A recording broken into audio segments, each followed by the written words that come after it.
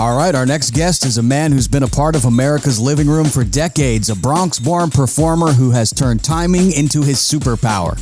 You've watched him grow from a kid with big dreams into a full-blown entertainment Swiss Army knife. Actor, dancer, director, one of the faces of feel-good television. Ladies and gentlemen, the one and only Alfonso Ribeiro. What is up, Al?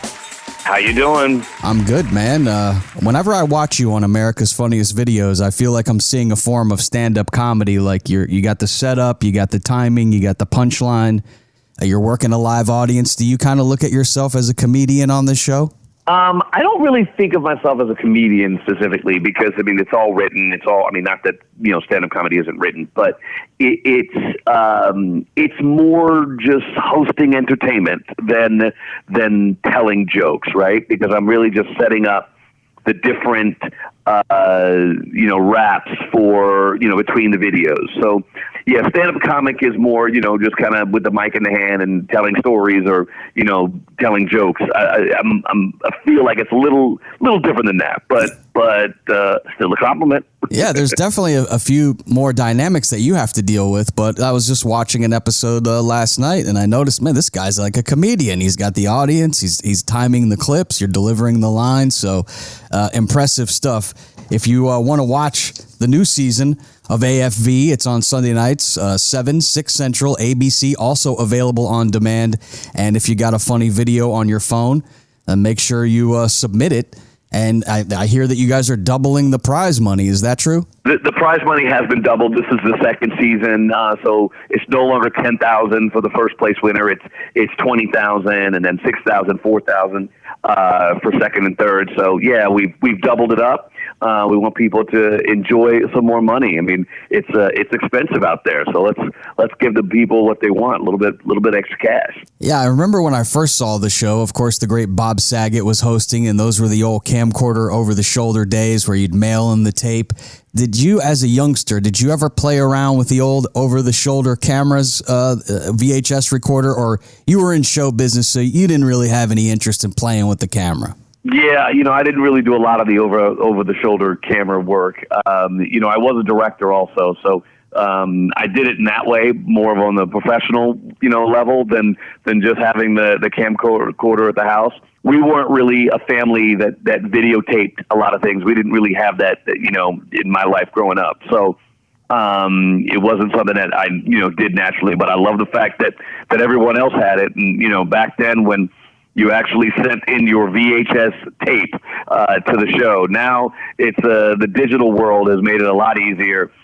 We even have an app now that you can literally send all your videos to AFB via the app. So it's a great way of doing it now. I think it's got to be overwhelming. I mean, so many people are always recording. You got the security cameras now picking up funny moments. You got people's phones always open recording.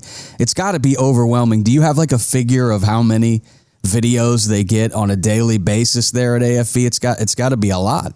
I've never actually asked the question. It's actually a really good question. I should be asking that question. But yeah, we get a lot. I know that it's in the thousands per month, and so it's pretty special that we get so many videos. I think in this day and age now, where everyone does have a camera available to them, 24/7, people are sending in their videos. I think AFE is a name synonymous with videos, right? If you think, oh, I got a funny video, you're more than likely at some point has either watched or continue to watch America's Funniest Home Videos. So you know that name and you immediately think of us. So we still get a ton of videos. We always want more. We'll always take them. When somebody submits a video now, what is the process? What goes on behind the scenes? How does it go from somebody's phone to being on national television? Do you know that process? I don't know it specifically. I know the basics. Obviously, the people will send in the video. We've got a team of producers that will look at the videos. They log the videos to see, what category they fit in, how good the video might be, whether they think it's funny. And then from there, it goes into our catalog. And then our producers, when they're looking for specific types of videos, they immediately go to that catalog, figure out the videos that they want, and they, then decide to put those pieces together and create a segment.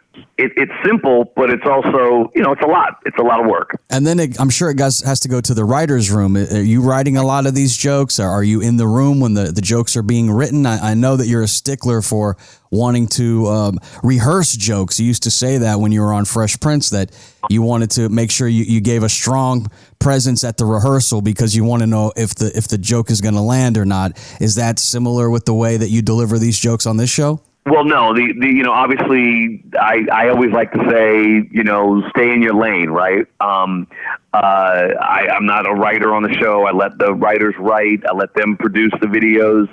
I get a chance to obviously see all my words ahead of time and come in prepared and for the shows. But it's not like, acting work where you're rehearsing it and you come in and do it live. So it's really about me preparing at home, being ready for it.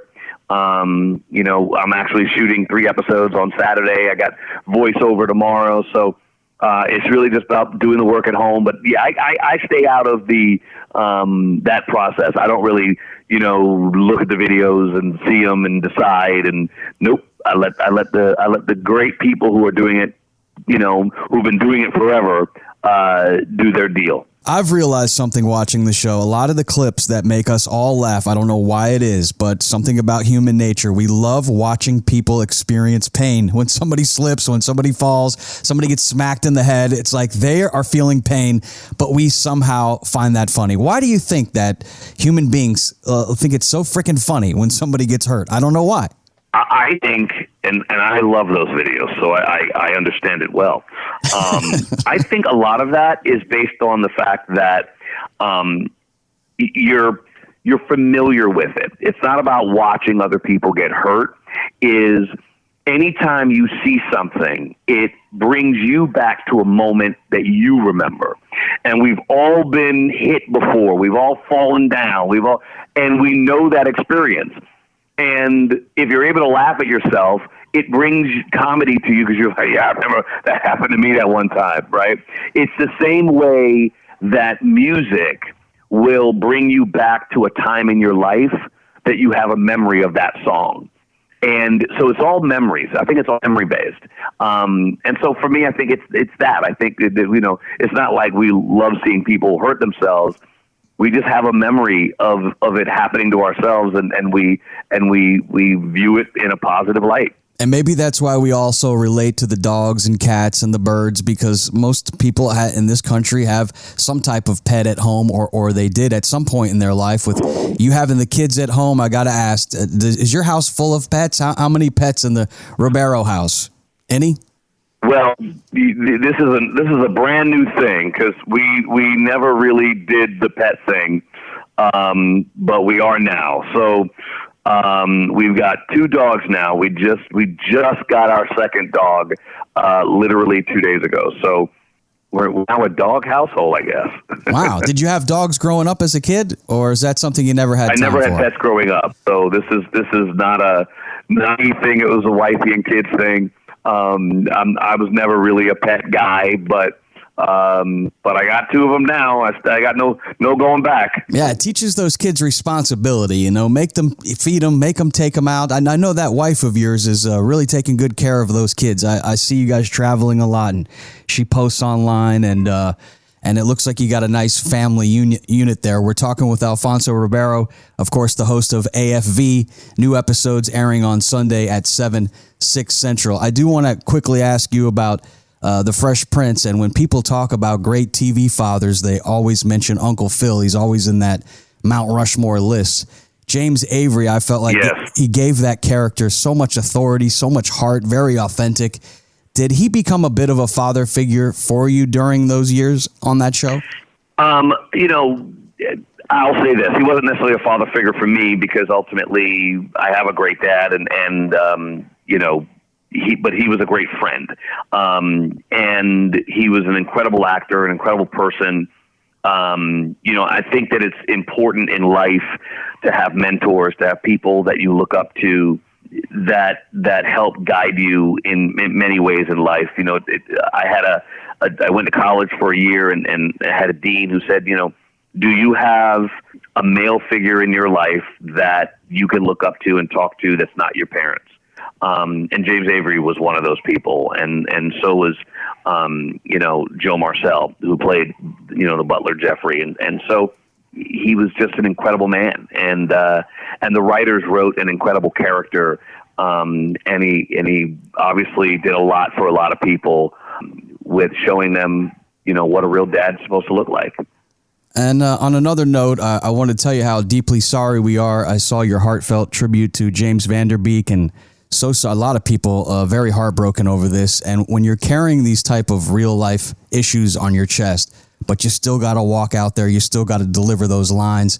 Do you buy into that old idea that the show must go on, or do you think it's more like, hey, a show like AFV can help us all to heal?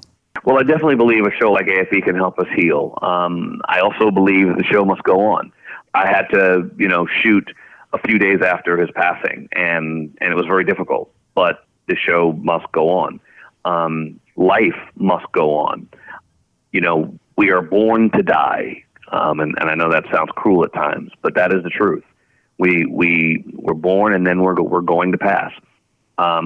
Dealing with death is very difficult, and this one was very difficult for me, and it still is. But the show must go on, and all we can do is in our lives is take care of the people that we love. And my wife and I plan to do everything we can to continue to support those little kiddos that are near and dear to us. Gwendolyn, one of his daughters, calls me Gotti Daddy because she already had a godfather when I came into their lives, but she was like, I want him to be my godfather too. So I get to be Gotti Daddy, her second godfather in some ways. And that's a role that I plan on, making sure that I live up to. And so they're an incredible family, and death is difficult, but the show must go on. Yeah, well, man, God bless you, and enjoy the day, because again, I guess we never know when our time is going to be up. And finally, I leave you with this: what's one thing you've learned about America from these 30 plus years of home videos? I think you've been hosting for 10, 11 years. What have you learned about America here in these last 10 years? I know one thing is for certain, that a lot of Americans do not think before acting.